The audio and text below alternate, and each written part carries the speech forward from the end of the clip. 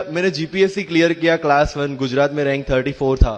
UPSC clear किया rank 570 IPS becoming the youngest IPS of Gujarat at such a early age and then people come to you and बोलते हैं आप बहुत नसीबदार है, you are very lucky. I tell them in reverse, luck favours the brave.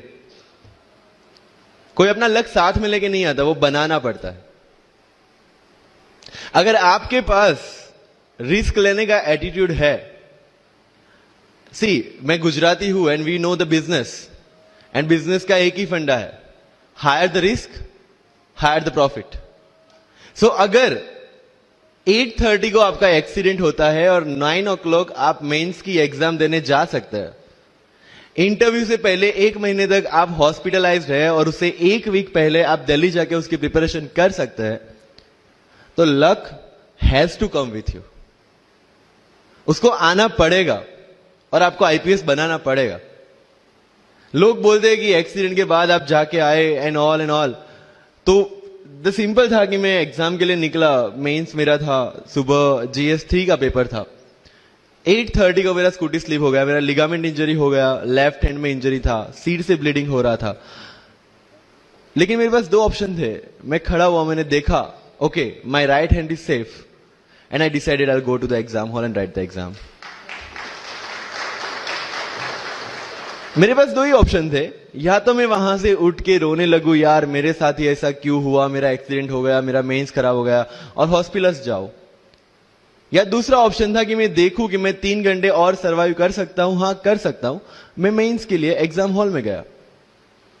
ये जितने भी photographs लगे हैं, सर ने जैसे बताया कि जितने भी इंसान सक्सेसफुल हुए, अगर आप उसकी लाइफ स्टोरी देखेंगे तो कहीं ना कहीं एक मोमेंट आता है जहां पे वो इंसान की जो स्ट्रगल है वो पीक पे हो जाते हैं।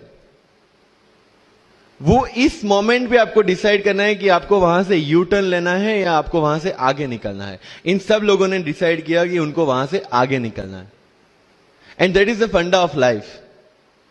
सक्सेस उन्हीं को मिलता है जो इस स्ट्रगल वाले मोमेंट से आगे निकलने की सोचते हैं। जब भी आपको लगे कि आपके सिर पे बहुत मुसीबत है, जब भी आपको लगे कि आप हर तरह से गिर चुके हैं, जब भी आपको लगे कि आपके पास कोई ऑप्शन नहीं है, तब एक चीज आप अपने दिमाग में लाइएगा कि यही मोमेंट है जहां से आपकी तकदीर बदलने वाली है। क्योंकि डायमंड जो होता है वो जितना ज्यादा घिसता है उतनी ज्यादा उसकी वैल्यू होती है। सोना जो होता है वो जितना ज्यादा तपता है उतनी उसकी वैल्यू होती है। अगर आप जिंदगी में तप रहे हैं, अगर आप जिंदगी में घिस रहे हैं, अगर आपको लग रहा है कि आप हर तरह से मुसीबतों में गिरे हुए हैं, तभी आपकी जो वैल्यू है वो बढ़ने वाली है। और यही मेरा एटीट्यूड रहा है। लोग बोलते हैं कि तुम्हारी फाइनेंशियल कंडीशन ठीक नहीं थी, पापा इलेक्ट्रिशियन थे, मम्मी हाउसवाइफ थी, डायमंड के कारखाने में काम करती थी, उसके बाद उन्होंने मैरिज में रोटियां बनाने का काम किया, और उस तरह से मैं पढ़ा। लेकिन जब मुझे पूछा जाता है कि ऐसी कौन सी चीज है आपकी लाइफ में जो आप बदलना चाहते हो, एंड आई सेड नथिंग। क्योंकि अगर वो चीजें नहीं होती मेरी लाइफ में तो शायद आज आपके सामने में नहीं होता। तो अगर लाइफ में प्रॉब्लम्स है, अगर लाइफ में स्ट्रगल है, जैसे सर ने बताया struggle is a part of life, and I strongly believe in that. क्योंकि अगर हम दिल्ली में थे, मेरे दोस्त के साथ में निकला बाहर घूमने, तो बोलता है यार ऐसी लाइफ चाहिए, कोई मगजमारी नहीं, आराम से बैठते हैं पूरे दिन एसी वाले कमरे में, बहुत सारे पैसे हैं और कोई टेंशन नहीं, ऐसी लाइफ चाहिए मुझे। मेरे पास ऑप्शन है। बोलता क्या? बोला देख सामने एटीएम का रूम दिख रहा है, एसी वाला कमरा है, बहुत सारे पैसे, कोई मगजमारी नहीं, जॉब ले ले। क्यों IAS IPS में दिमाग खराब कर रहा है? अगर स्ट्रगल नहीं चाहिए तो you have to compromise with that life. जब भारत वर्ष का सपना चंद्रगुप्त ने देखा, चाणक्य ने देखा, और उस भारत वर्ष को बनाने के लिए जब ये संघर्ष जारी था, और तब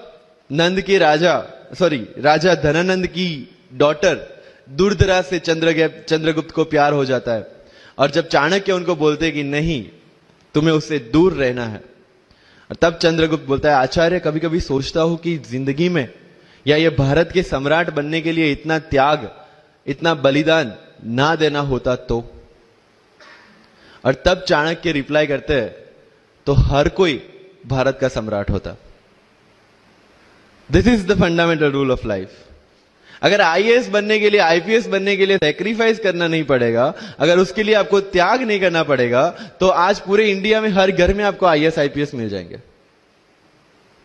So when you are entering into this game of UPSC or MPSC, make sure that you have to sacrifice anything which will take you to your goal. लेकिन प्रॉब्लम ये है कि हमें टेंशन होती है, यार दोस्त की एंगेजमेंट है, उसकी बर्थडे पार्टी है, उसकी शादी है, अटेंड नहीं करूंगा तो बोलेगा मैं तेरी शादी में नहीं आऊंगा, एंड ऑल। लेकिन बिलीव मी, जब आप आईएएस बन जाओगे, वो सामने से याद दिलाएगा, भाई इनविटेशन कार्ड नहीं भेजा तूने। समझ रहे हो? तो जो कुछ भी इसके लिए सेक्रीफाइस कर रहे हो, वो जब आप उस पोस्ट पे पहुंचोगे, सब कुछ वर्थ है, सब कुछ। मैंने जो मेरा इंटरव्यू था यूपीएससी का, मुझे एग्जैक्ट डेट याद है, 23 मार्च को मेरा इंटरव्यू था। 20 फरवरी को मुझे हॉस्पिटल में एडमिट किया गया क्योंकि मुझे इन्फेक्शन हो गया था बॉडी में, एंड बहुत हाई फीवर था, तो आईवी के अलावा कोई ऑप्शन नहीं था। 1 मार्च को ठीक होके मैंने सोचा चलो दिल्ली निकलते हैं। 2 मार्च को मैं दिल्ली पहुंचा। 3 मार्च को वापस से टॉन्सिलाइटिस का अटैक होने की वजह से फ्लाइट लेके वापस से पालनपुर, अहमदाबाद। Again hospitalization. 15 मार्च को I got relieved from the hospital. 16 मार्च को मैं दिल्ली पहुंचा और 23 मार्च को I gave my UPSC interview. तो 1 महीने का हॉस्पिटलाइजेशन। उसके बाद जब दिमाग में ये था कि मेरे साथ जो लोग इंटरव्यू दे रहे हैं वो 1 महीने से प्रिपरेशन कर रहे हैं, एंड 1 महीने से मैं हॉस्पिटल में था, again I thought this is the moment to prove yourself. I went to the interview और पूरे इंडिया में 2nd highest marks in interview for the entire life. कि जितने भी कंप्लेंट्स आपकी लाइफ में है, मैं यहां से आता हूं, मेरे पेरेंट्स ये करते हैं, मैं वो करता हूं, मेरा इंग्लिश अच्छा नहीं है, मेरा मैथ्स अच्छा नहीं है, ये सारे हमने अपने आप को दिए हुए एक्सक्यूजेस है। You have to find the solution by yourself. अगर इंग्लिश नहीं आता है, I can start with the 5th standard book, और 5th स्टैंडर्ड बुक से भी शुरुआत करने में अगर मुझे अपना ईगो बीच में आ रहा है, then I can not learn it at any stage of my life. Start with the 5th standard book, start listening English, start speaking English. अगर बोलने में शर्म आती है, अपने मोहल्ले के किसी 3-4 बच्चों को जो 1st 2nd स्टैंडर्ड में, उनको उठाओ और उनके साथ बातें करो। उनको वैसे भी समझ में नहीं आ, और अपने को वैसे भी पता है अपन क्या बोल रहे हैं। Getting my point? तो अगर वहां पे भी अगर ईगो बीच में आ रहा है, start doing like this, start speaking. मैं 11th-12th में था, मुझे पता था मेरा इंग्लिश कैसा है, फिर भी I used to speak English, क्योंकि मुझे पता है सामने वाले को तो वैसे भी समझ में नहीं आ रहा है। अगर किसी मूवी में इंग्लिश डायलॉग सुन लिया, पूरा दिन मेरे दिन, मतलब जहां पे भी कोई भी बात करूंगा, मैं वहां पे वो डायलॉग घुसाऊंगा। This attitude should be there.